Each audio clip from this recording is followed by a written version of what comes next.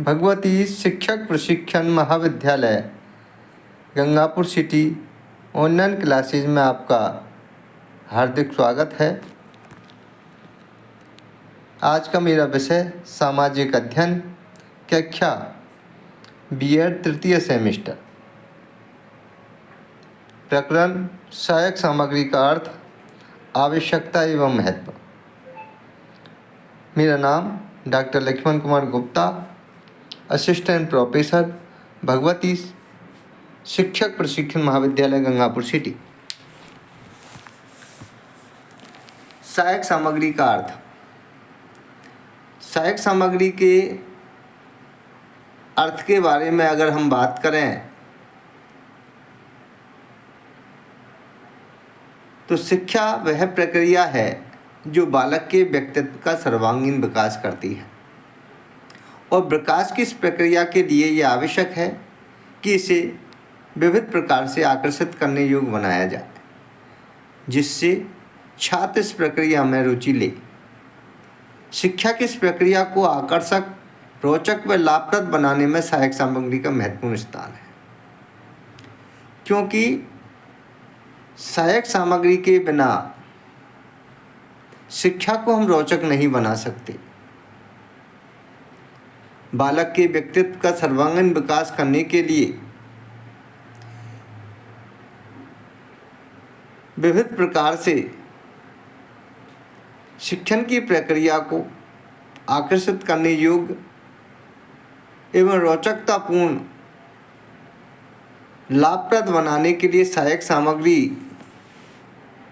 का होना अति आवश्यक हो जाता है। सहायक सामग्री के बिना हम ठीक प्रकार से पाठ का विकास नहीं कर सकते, रुचिपूर्वक छात्र अध्ययन नहीं कर सकते। स्थायी ज्ञान के लिए हमें सहायक सामग्री आवश्यक है। तो सहायक सामग्री को अगर हम देखा जाए तो शिक्षण में बहुत ज़रूरी होती है। सहायक सामग्री वह साधन है जिससे कठिन ज्ञान को हम सरल बना सकते हैं, स्पष्ट व रोचक ढंग से छात्रों के समक्ष प्रस्तुत कर सकते हैं। एक बहुत ही प्रसिद्ध चीनी कहावत में बताया गया है कि एक बार देखना 100 बार बोलने से अच्छा होता है। हमें एक बार जब हम देख लेते हैं तो वो ज्ञान हमें स्थायी हो जाता है। अगर हम बोल बोल करके कोई बात बताते तो हम उसको भूल जाते, लेकिन देखो ये बात को हम कभी नहीं भूल पाते। इसलिए चीनी कहावत में कहा गया है, एक बार देखना 100 बार बोलने से अच्छा होता है। तो इसलिए सहायक सामग्री का बहुत ज़्यादा महत्व एवं अर्थ होता है कि सहायक सामग्री शिक्षण में बहुत ज़्यादा ज़रूरी है और स्थायी ज्ञान के लिए एवं पाठ के विकास के लिए बहुत महत्वपूर्ण स्थान ये रखती है। अगर हम बात करें सहायक सामग्री की परिभाषा की, सहायक सामग्री की परिभाषा वैसे तो विभिन्न विद्वानों ने अलग अलग प्रकार से दी है, लेकिन बाइंडिंग के अनुसार अगर सहायक सामग्री की बात करें तो सीखने का कोई भी तरीका जिसमें छात्र अपनी श्रव्य दृश्य इंद्रियों का प्रयोग करता है, उन्हें हम श्रव्य सामग्री कहते हैं। सीखने का कोई भी तरीका हो जिसमें छात्र अपनी श्रव्य एवं दृश्य इंद्रियों का प्रयोग करता है, सुनता भी है, देखता भी है, तो उस सामग्री को हम श्रव्य दृश्य सामग्री कहते हैं। क्योंकि बाइंडिंग में बताया कि हम देखें भी और सुने भी। तो ऐसी सामग्री जब हम प्रयोग में लाते हैं तो छात्रों को इन सारी बातों से, चार्ट के माध्यम से या श्रव्य साधनों के माध्यम से हम ये पाठ का विकास करते हैं। अगर हम सहायक सामग्री के प्रकारों की बात करें तो सहायक सामग्री के कई प्रकार होते हैं, जिनमें हम मुख्यतः 3 प्रकारों की हम बात करें। जैसे पहला प्रकार है वह सामग्री जिसमें हम कानों के द्वारा सुनकर ज्ञान अर्जन करते हैं अर्थात श्रव्य सामग्री होती है। वह सामग्री जिसमें हम कानों के द्वारा कानों का प्रयोग करते हैं, कानों को सुन कर के ज्ञान का अर्जन करते हैं, ऐसी सामग्री को हम श्रव्य सामग्री कहते हैं, क्योंकि इसमें कानों का प्रयोग किया जाता है। कानों के द्वारा हम पाठ को सुनते हैं, कानों के द्वारा जो भी अध्यापक कोई बात बताता है उस बातों को हम बखूबी कानों के द्वारा सुन करके ज्ञान का अर्जन करते हैं, तो वो सामग्री श्रव्य सामग्री कहलाती है। या किसी साधन के द्वारा कोई सामग्री सुनाई जाती है और कानों के द्वारा उन चीज़ों को हम सुनते हैं, उन बातों को सुनते हैं, तो श्रव्य सामग्री के अंतर्गत वो आती है। दूसरी सामग्री है वह सामग्री जिसमें हम आँखों का प्रयोग करते हैं, दृश्य सामग्री होती है। किसी चीज़ को देखना, चार्ट को देखना, मॉडल को देखना या श्यामपट्ट पर कोई चित्र को देखना, ये सब आँखों का इसमें प्रयोग किया जाता है, तो ये दृश्य सामग्री कहलाती है। जब हम किसी चीज़ को देखते हैं, देख करके उसका अनुभव करते हैं, तो ये सब दृश्य सामग्री के अंतर्गत आती है।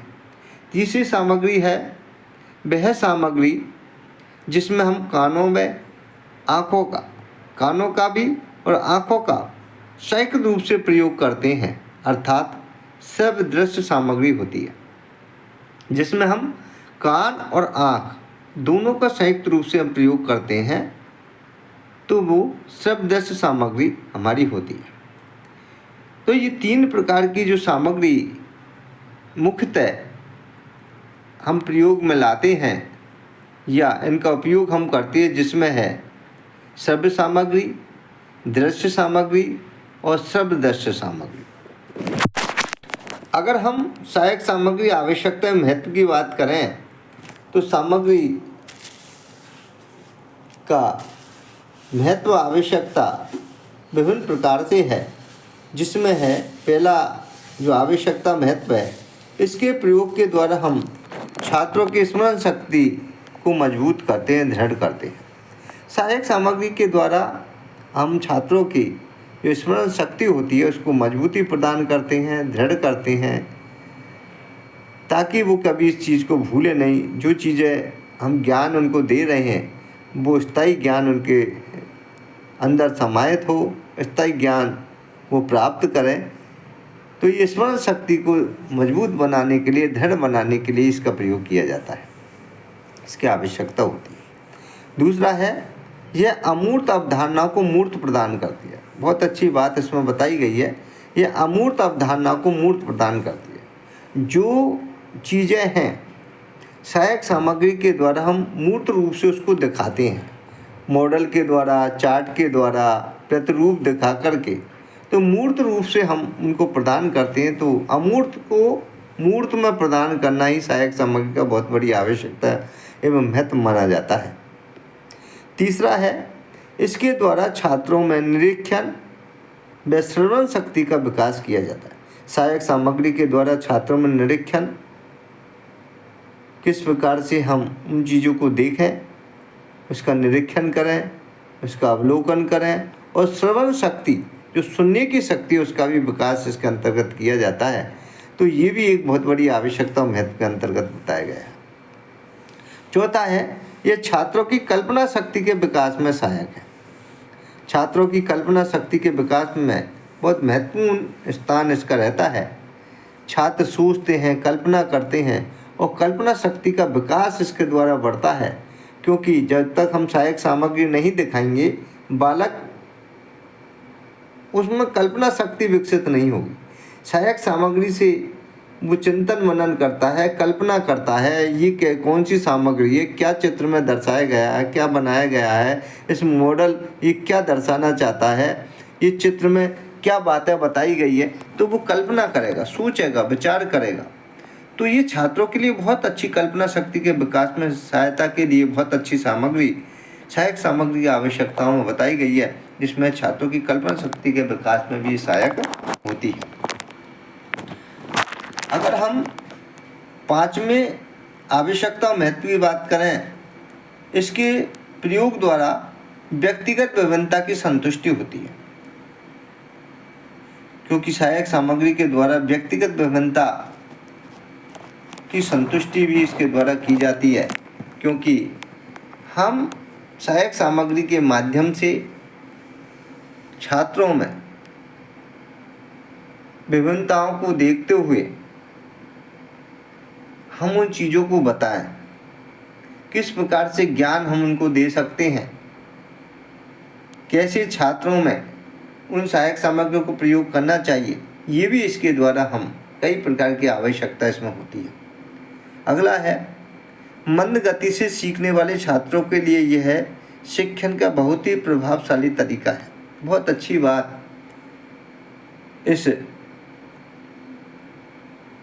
लाइन में बताई गई है कि मंद गति से सीखने वाले छात्रों के लिए, जो धीमी गति से सीखते हैं, मंद गति से सीखते हैं, ऐसे छात्रों के लिए ये शिक्षण का बहुत ही प्रभावशाली का तरीका है। ये हमें उन छात्रों को भी ज्ञान कराना है, उन छात्रों को भी हमें शिक्षा देनी है, उन छात्रों को भी हमें आगे बढ़ाना है जो मंद गति के होते हैं, जो सीखने में उनको बहुत ज़्यादा कठिनाई होती है। उन छात्रों के लिए सहायक सामग्री बहुत कारगर सिद्ध होती है। सहायक सामग्री के माध्यम से मंद गति से सीखने वाले छात्रों का शिक्षण में बहुत ज़्यादा महत्वपूर्ण स्थान माना जाता है, प्रभावशाली तरीका माना जाता है।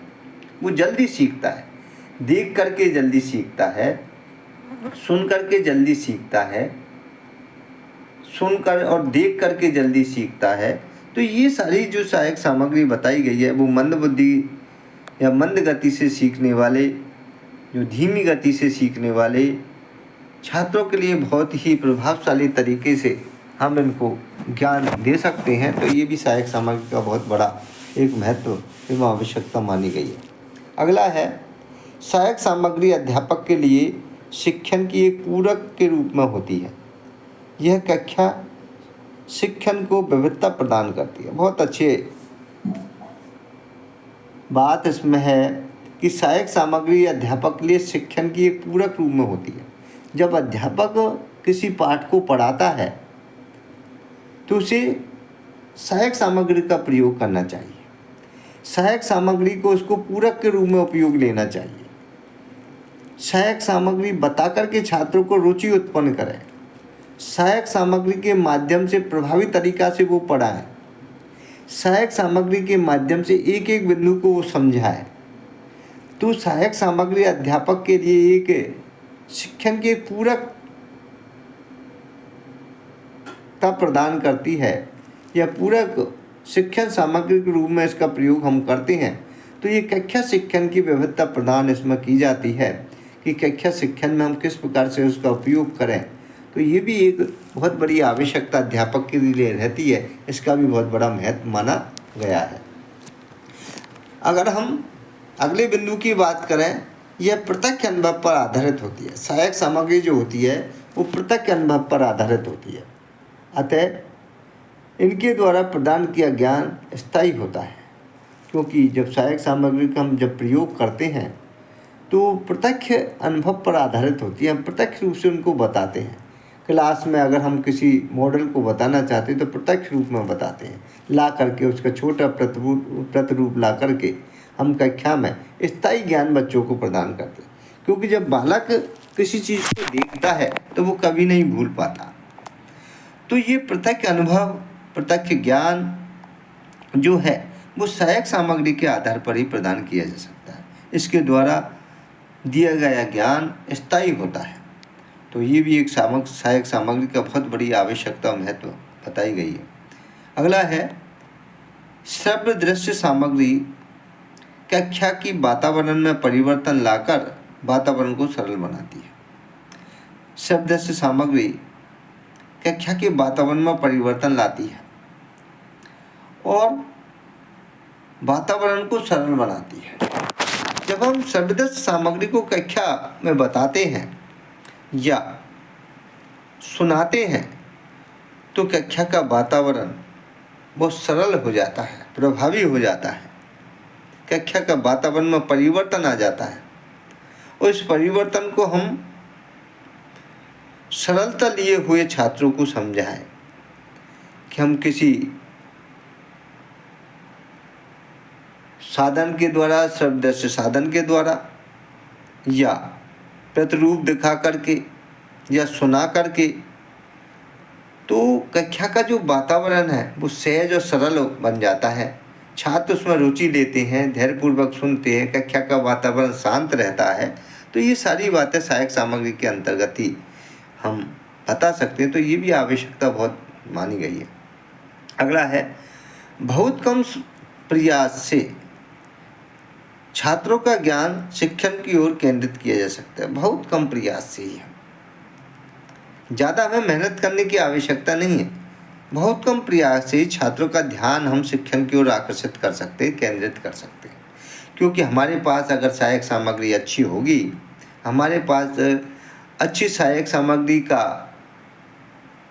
बताने का तरीका ठीक होगा, हमारी सहायक सामग्री को सुनाने के हमारे संसाधन होंगे, हमारी सहायक सामग्री को हम सुना करके, दिखा करके हमारे संसाधन होंगे, उनको दृश्य रूप में, शब्द रूप में या शब्द दृश्य रूप में अगर हम सहायक सामग्री का प्रयोग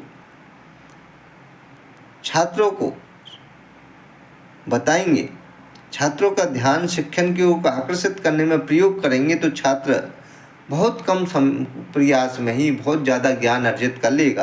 तो ये भी एक सहायक सामग्री का बहुत ज़्यादा प्रयोग इसमें माना गया है कि हमें शिक्षण में सहायक सामग्री का प्रयोग ज़्यादा से ज़्यादा करना चाहिए। छात्रों की सहायक सामग्री के माध्यम से हमें पढ़ाना चाहिए। तो ये भी एक कम प्रयास में ही हम अच्छा ज्ञान छात्रों की ओर दे सकते हैं। अगर हम अगले बिंदु की बात करें, इसके द्वारा हम छात्रों की भारी वस्तुओं का ज्ञान करते हैं। हम छात्रों को जो ज्ञान भार का है, जो हम जा नहीं सकते, उस ज्ञान को हम कक्षा में प्रदान करने के लिए या बच्चों को प्रदान करने के लिए हम चार्ट के माध्यम से, मॉडल के माध्यम से या चित्र दिखा करके या उसकी वीडियो बना करके छात्रों को हम प्रस्तुत करते हैं। तो हम भारी वस्तु का ज्ञान भी हम छात्रों को करा सकते हैं, जिससे वह कम मेहनत व कष्ट से अधिक ज्ञान अर्जित कर लेते हैं। उनको ज़्यादा मेहनत करने की आवश्यकता नहीं है, जाने की आवश्यकता नहीं है, वहाँ जाकर पैसे खर्च करने की आवश्यकता नहीं है। हम कम मेहनत में ही उसको अधिक से अधिक ज्ञान सहायक सामग्री के द्वारा अर्जित करवा सकते हैं। तो ये भी एक बहुत बड़ा एक सहायक सामग्री का आवश्यकता और महत्व में बात बताई गई है। अगला है, यह सामग्री छात्रों में आलोचनात्मक चिंतन की क्षमताओं का उत्पन्न करती है। क्योंकि छात्रों में आलोचनात्मक चिंतन क्षमताओं का उत्पन्न करना, इसका बहुत ही महत्वपूर्ण महत्व है। जब हम किसी सहायक सामग्री को छात्रों को बताएंगे, तो उसमें उस सहायक सामग्री को वो देखेगा, आलोचनात्मक चिंतन मनन करेगा, कैसी सहायक सामग्री बनाई गई है, किस प्रकार की सहायक सामग्री बनानी चाहिए और इसमें क्या सुधार किया जा सकता है। इन क्षमताओं का विकास भी, यह क्षमताओं की चिंतन क्षमताओं को उत्पन्न इसमें सहायक सामग्री दिखा करके उनमें उत्पन्न होती है। तो ये भी एक बहुत बड़ा जो है बातें हैं, आवश्यकता और महत्व में निकल करके आती है कि सहायक सामग्री छात्रों में आलोचनात्मक चिंतन की क्षमताओं को उत्पन्न करती है। हम उस पर विचार मंथन करेंगे, चिंतन करेंगे और चिंतन करने के बाद इसका प्रयोग करेंगे, तो ये बहुत बड़ी बात इसमें दिखाई देती है। इसके द्वारा हम भूतकालीन वस्तुओं को वर्तमान में दर्शा सकते हैं। ये भी एक बहुत बड़ा बात सहायक सामग्री में बताई गई है कि भूतकालीन वस्तुओं को वर्तमान में दर्शा सकते हैं। जो वस्तुएं अतीत की है, भूतकालीन की है, उन वस्तुओं को हम वर्तमान में भी सहायक सामग्री द्वारा दर्शा सकते हैं। चित्र दिखा करके, वीडियो दिखा करके, किसी चीज़ को सुना करके, उसकी जीवनी के बारे में या उस कहानी के माध्यम से या मॉडल के माध्यम से या चलचित्र के माध्यम से, ये सारी चीज़ें जो भूतकालीन चीज़ें हैं उन वस्तु को हम वर्तमान में दर्शाने का एक बहुत बड़ा एक साधन सहायक सामग्री का होता है। तो इसके प्रयोग द्वारा हम भूतकालीन वस्तु को वर्तमान में दर्शा सकते हैं। मैंने आपको सहायक सामग्री का बहुत ही बखूबी से ज्ञान प्रदान किया। आशा नहीं, पूर्ण विश्वास है कि ये वीडियो आपको पसंद आई होगी। नमस्कार, धन्यवाद।